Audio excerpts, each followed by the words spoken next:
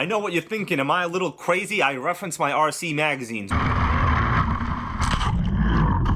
What's up, Nitro Gang? It's T-maxx Tony with you here. Now, it might be as white as my hair, but that's a good thing. No, I didn't bleach my hair. No, I didn't bleach the outside. It just snowed. The authorities might be able to clean the roads, but there's no way they can clean the snow from the beach. That's why T-maxx Tony is here at the beach. Now, unfortunately, I do not have my T-maxx because Hybrid has been out buying used associated MGTs, going on far road trips, and, you know, talking about certain people in the videos lately. So today, I have to be driving an E-word, guys. That's right, T-maxx Tony drives an E-word. This is Hybrid's Traxxas Slash VXL. This Slash here is running a ridiculously fast Castle 5700 kV motor, bundled with a 3S lipo here. If you do the math and you do 5700 times, let's say 12.6, which is the volts out of the battery I'm going to be getting. Of course, it's going to drop down a little bit, but let's say we'll average 12 volts.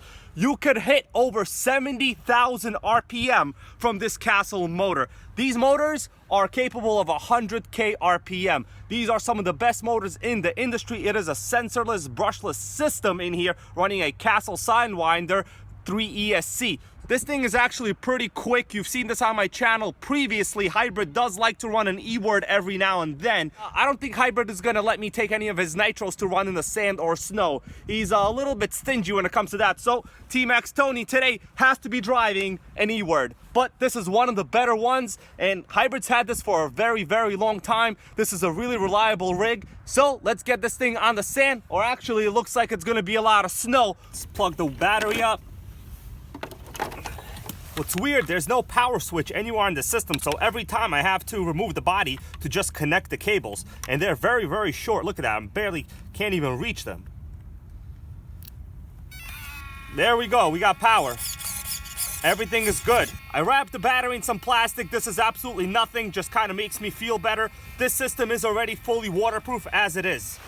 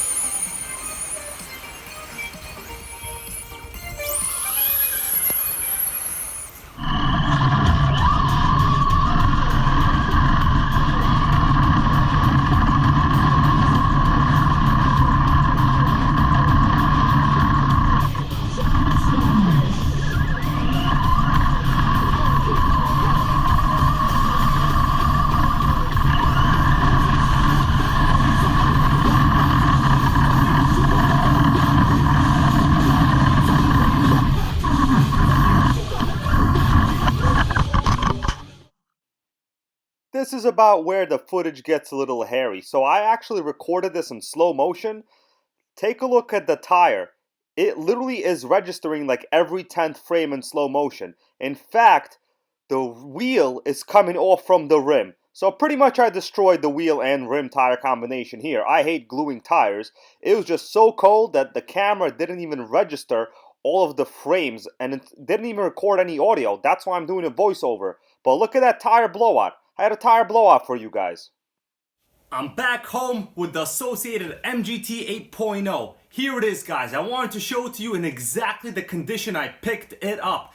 And if you're wondering, why is there a big black crate under it? Well, it came with a crate full of stuff. Some of it is original, there's some upgraded modded parts, and we're gonna take a look at this in a future video. And now let me introduce you to my little friend. This is the ZD Racing Pirates 2 1/8 scale electric brushless buggy. What's great about these, other than the fact that they are ready to run and they are cheap, only 220 bucks, it comes with a good 3S lipo pack that you could use in anything. It comes with standard 17mm size hubs, standard 1/8 scale buggy wheels. They are fully interchangeable. I have a couple 8 scale nitro buggies, and honestly this is pretty cool. That's why I got this. They have really nice, large, fully built aluminum oil filled shocks, a good 2.4 gigahertz 4-channel radio system, a 3670 size motor, and an ESC that's rated at 80 amps.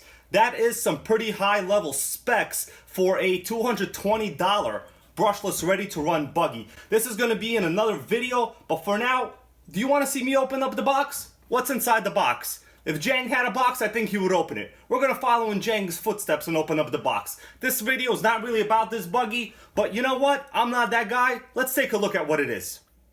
Here it is. I'm gonna open it up. Sneak peek for you. It's brand new. Oh yeah.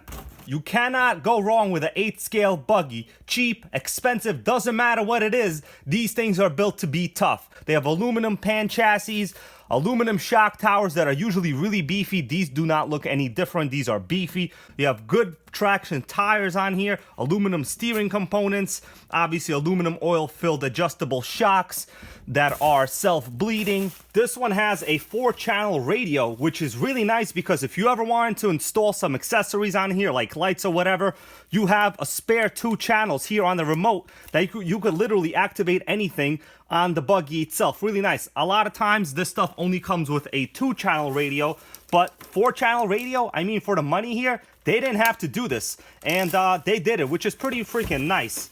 You have an included charger, you know, nothing that unique, so you know, whatever you get, you can charge your 3S lipo in here already. You have 2 different types of plugs I see, the European style and the US style, which is really nice because a lot of times in Banggood they forget to put stuff in like the American plug, although this one already has it. Nice to see. The buggy itself, we're gonna take a close look at it later. I'm gonna compare it to some of my nitros in terms of the size and let's say maybe the chassis and stuff like that. For now, this is just your quick look. More on this later. And now this is your Nitro Gang update. As you may know, I've been working on this 1994 Team Associated RC10 GT gas truck for quite a while. So currently, the engine and the exhaust, pretty much the entire heart of this car, is in the bowl that I eat my breakfast cereal from. So unless I want to stay hungry, you know, sometimes if you want to make it rich, you gotta stay hungry, as they say. I like to finish my projects early in the morning, just like when Marty McFly got challenged to a showdown in the part 3 of Back to the Future. Well, I like to put my engines together in the morning at about 8 o'clock because that's always a good challenge. But in fact, that's actually kind of when I'm hungry. Guys, don't you worry, we're gonna get back to this project soon. I've just been a little bit too preoccupied with some other matters at hand. Right over here, we have a magazine. This is going to be a future video. I just want to show you the newest issue of Radio Control Car Action magazine. Do you guys see this toaster in the front? I know this might look like a really cool touring car, and in fact, it actually is a nice body. It's a Camaro RS, and the chassis itself is a Yokomo. I love Yokomo. I've been looking for a Yokomo GT4 Nitro for a very long time. Bodies are great, but under this is basically just a toaster. Now, yeah, you gotta enjoy your early morning carbs from a toaster once in a while, but I'm not really trying to make fun of electrics too much. But let me tell you, I looked through this entire magazine and there's not a single nitro or gas, anything in here at all. Not even a commercial. What am I gonna do about this? Well, I'm gonna devote an entire episode to looking at every single page in this newest issue, and we're gonna go over what I like, what I don't care about, and what I think is cool or isn't. Of course, it's still great to have something in paper form. That's why I, in fact, still even subscribe. Unfortunately, these magazines have gotten really, really thin these days, but you know what? Sometimes a toaster is handy as well. Don't get me wrong, this is a great looking body. but so is a shiny stainless steel toaster. You know what I'm saying? This right here, just for your comparison, is a June 2005 issue of Radio Control Car Action magazine. This might be probably one of my favorite covers on here. This is a Schumacher Fusion GTR and a Sen CTS 4. I've always wanted one of each. You know, if I can get two of each, I'll take two of each. This is like the golden heyday of Nitro, 2005.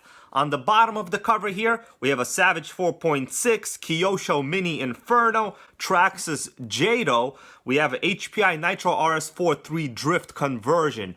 I actually have a HPI Nitro RS43 Drift, but not the conversion. I have the original factory model. Very nice RC. I'm surprised why Nitros didn't really take off in the drift scene. Now, of course, people think, hey, you know, why don't we go electric with the electric drift? But I gotta say, my Nitro RS43 Drift is really good. That chassis is designed exceptionally well. All right, guys, here's a copy of some of the great Nitro RC history. If you're looking at what this is, well, these are some indexes that I really like. This says Revo, this says Sen, right here says another Revo. I guess these were like reference pages I might have used in previous videos. I know what you're thinking, am I a little crazy? I reference my RC magazines. Well, when you got so much Nitro history behind you, you sometimes want to make references to specific articles, and that's usually what I do. Alright guys, thanks so much for watching. Comment, like, and subscribe. Stay tuned for more next time. Later. Now I gotta put this back into its Ziploc bag. We don't want nothing to happen to these collectible RC magazines, right? It is done. The Associated MGT 8.0 is in the trunk of this car right now. Let me make my way home, and then we're gonna check it out. I'm excited, guys. Can you feel it? Are you excited? This is exciting. We got the largest Nitro engine you could have possibly gotten in about 2008, and it's in the back of the truck right now.